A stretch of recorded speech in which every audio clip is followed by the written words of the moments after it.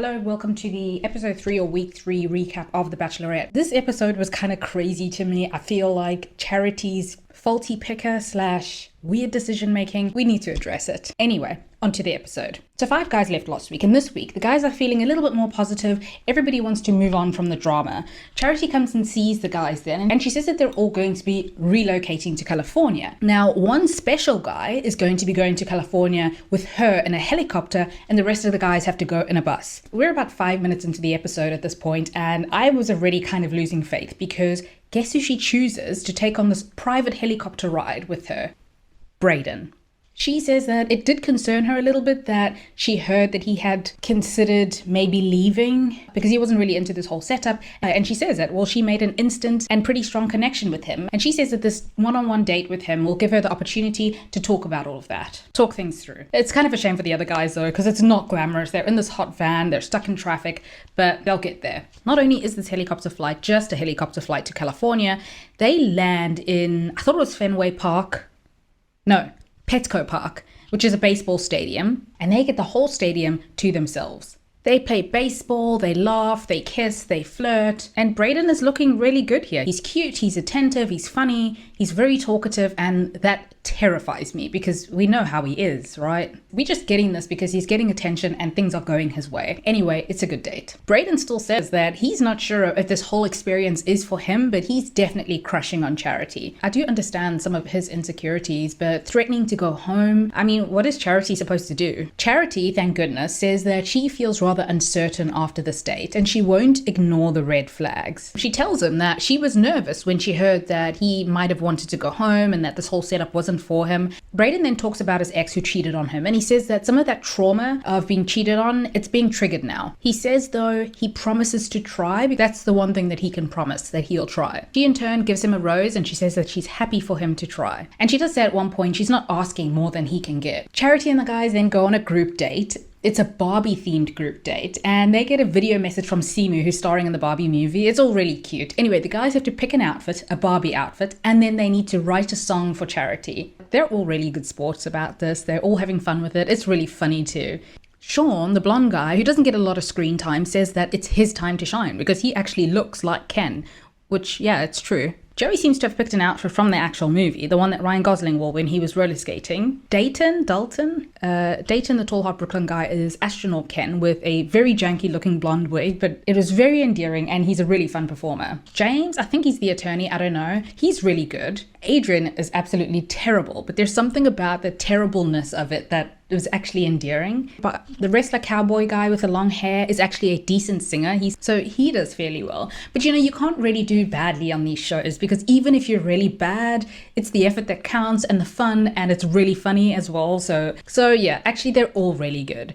But Sean does manage to stand out from the rest of the crowd. He engages the crowd, he takes his shirt off, and he pulls Charity up for a kiss as well. She's into it. He's gonna win this for sure. He ends up winning, and I just thought, poor Caleb, who I never paid attention to before, because he really thought that he had his secret weapon of being able to sing really well, and he did, but oh well. I mean, obviously, I don't want her to pick him. I don't think he'll be in the running anyway, but he seemed like a really nice guy, and he's not a sore loser, which was nice. Sean and Charity go off to the pier, and they make out, and they're both very attractive people. They're both attracted to each other. There's a little bit of chemistry there, but I don't see this going further than a bunch of kisses, maybe. Aaron-esque is a guy who doesn't get a lot of screen time, but he's kind of intense about this. He's like, well, if you want a guy who's going to take you shopping and to country clubs, you can go off with him. But if you want a real man, an outdoorsy man, somebody to gather the wood and cook on a fire or whatever, I'm your guy. I'm a real man. Something like that. He's probably going home this week because I don't even know if Charity knows that he's there. Sorry, Aaron S. And then, so all the guys are sitting in the house waiting for Charity to come and join them. They're going to have some kind of cocktail party and spend some time with her. But Sean walks in then as the guys are all talking and he starts singing the song that won him the competition, and everybody thinks that he's being kind of childish and braggy about it. He sits in the middle of it and he starts going on about what a good date that he had. Charity comes in and then Sean does something that, look, I gotta agree with the guys, this is rude. As soon as Charity sits down, Sean's like, can I steal you away for a minute? I mean, he's just been on a date with her, and the whole point of her being there is to spend some time with the other guys, but Sean is like, yeah, to himself anyway, or in his testimonial, that he has to be kind of selfish, and yeah, I mean, it is each man to himself. But in this case, it does seem kind of unfair. Anyway, he and Charity go off to talk and they're like, oh, we had a really nice date. And they end up making out for quite a while. The guys are really upset about this. James, the attorney, I think, is like, this was really rude. Hot John, the data scientist, also gets to sit down. He says that he was once in his praise and worship band at church. They make out as well. He's pretty much the opposite of Brayden. He's like, I'm a patient guy. I like you and I'll be here for you. She also has a really cute time with Michael. I don't really know who that is. And Tanner, the mortgage lender. And then she decides to move the location of her date and she takes Dayton to her room. She tells him that she wants him to feel special and he really appreciates it. He says that he can learn a lot from her, which for him is new because in his past relationships, people always relied on him to learn from him. He does seem very smart and successful, so that does track. Anyway, they kiss and she gives Dayton the rose. Aaron B is annoyed by all of this because he didn't get alone time with Charity. He got that private convertible drive and the Hollywood sign date last week, so he needs to chill for a minute. But in his defense, Charity is paying a lot of attention to Brayden. So it's not as though she's making a concerted effort to put aside the guys that she's kind of sure about and give new guys a chance. Then things get really awkward. There's this guy named Warwick. I've never mentioned his name. He's very reserved, he's quiet, and the guys are even saying like, what is his deal? Anyway, Charity is wondering this as well because he's a pretty guy who doesn't really say anything. I will say that he looks very young, so it's a no from me. Anyway, they hold hands and they go on this date to a fun fair, or what is it called? An amusement park. They go on the rides, they're laughing, they're having fun, no kissing. He does seem like a really laid back guy, but when they go on these activities where more talking is required, he struggles quite a bit. So for example, they go to this ice cream parlor and they're kind of deciding around the flavors. Charity decides she wants cotton candy and she's scooping the ice cream and she's not struggling per se, but you would kind of think that a guy who's on a date to impress her would be like, oh wait, let me get that for you. Or can I get that for you? He just stands by and watches her kind of struggle to scoop the ice cream. And they eat their ice cream in absolute silence. It's like you can hear crickets basically in the background. It's so awkward. And Charity in her testimonial is cringing. He does say though in his testimonial that fun fairs, amusement parks make him really tired. That doesn't explain his silence because he's been quiet since day one. Charity is really good at this because she does try to, keep the conversation going. She tries to get something out of him. She asks him about his exes, not in detail, but just in a way to figure out what he considers his strong points and his flaws. And he basically just says he doesn't know. And in the end, he admits that he's not a good communicator. And Charity tells him that they had a really nice time on their date. He seems like a nice guy, but they just seem to be on different pages right now. So she sends him home. And then we see him on the limo ride home. He's yawning. Sometimes he doesn't even cover his mouth while doing so. And he falls asleep and starts snoring. So oh well. Brandon, as usual, is running his mouth to the boys and he's saying that he doesn't know that if at the end of this he will be able to ask Charity to marry him. He doesn't know if he sees an engagement at the end of this, but he does know that he could date Charity. I mean, on the one hand, I do understand it. Group dating to engagement is kind of a wild idea to begin with. I appreciate that he says that now and he's open about it instead of dragging her along and getting cold feet at the last minute. The thing is he going to be honest to Charity about it? I guess we don't have to worry about that too much because Aaron says that he's going to tell Charity about Brayden. Now look, nobody likes a snitch, but I think exceptions can be made in this case because the things that Brandon is saying about Charity,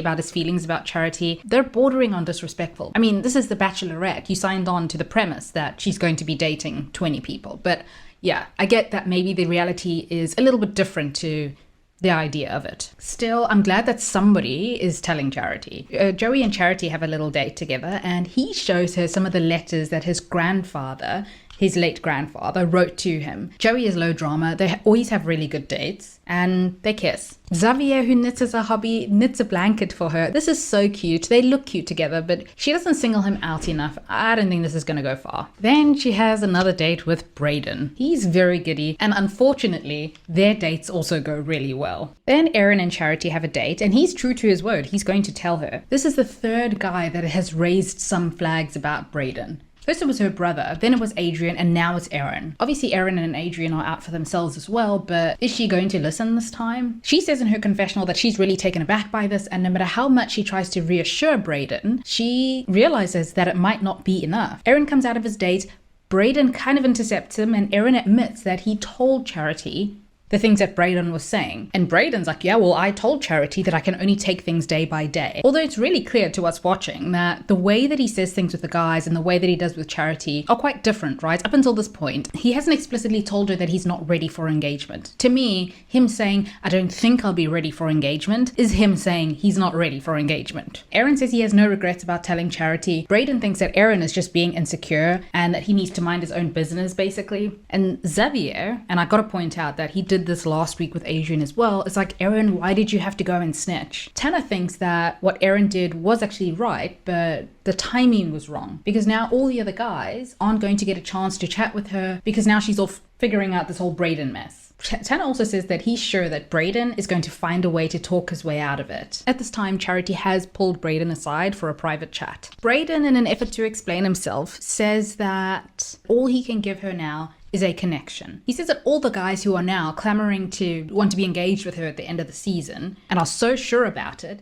he thinks that they're the ones in the wrong, because do they realize the gravity of what that means, being engaged to somebody? I mean, either way, I think Brayden is a source of a lot of negative energy in the house, and he's got to go. Then finally, it's time for the rose ceremony, and oh my god. Charity says that she's still conflicted about Brayden. Obviously, her heart says, you know, that she has feelings for him, but her head can't really ignore the concerns and the red flags. And she's wondering to herself, to what extent can she keep giving him chances? Anyway, so in this rose ceremony, the big thing is that Brayden does have a rose, but in the history of the show, the giver of the rose has taken the rose back before. And so everybody now is wondering, is Charity going to take the rose back from Brayden? It's a big dramatic moment that is really drawn out. But in the end, Charity decides that Brayden is going to keep the rose. Anyway, I think James, the lawyer, and that other guy, is it Aaron S?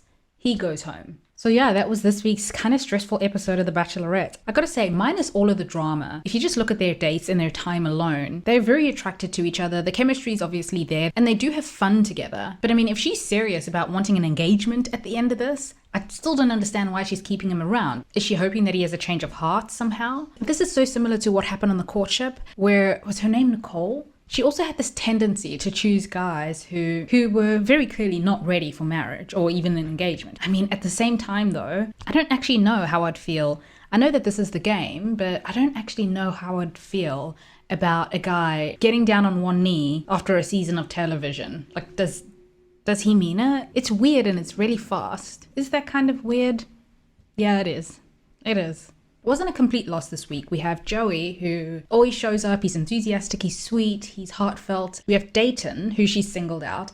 Now, I know last week I said that Aaron was marriage material, and I still kind of stand by that, but he's a little bit boring. I think that Charity would sooner go off with Dayton than with Aaron, because Dayton has that, is it a Brooklyn thing? I don't know. He's still, though, I think we need to keep Aaron around. I like Aaron for telling Charity what Brayden was saying. Sean, he had his moment to shine, and he did really well, but I don't see it. In fact, I see Tanner, even though he and Charity haven't had that much time together, I would say he's higher in ranking for Charity's heart or whatever than Sean is. We have Hot John, the data scientist, as well, who I think will make it to the final.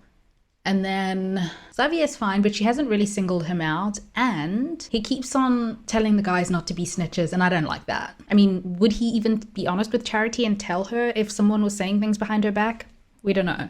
So, Anyway, yeah, that was episode 3. If you have any thoughts, feel free to share, and thank you for watching.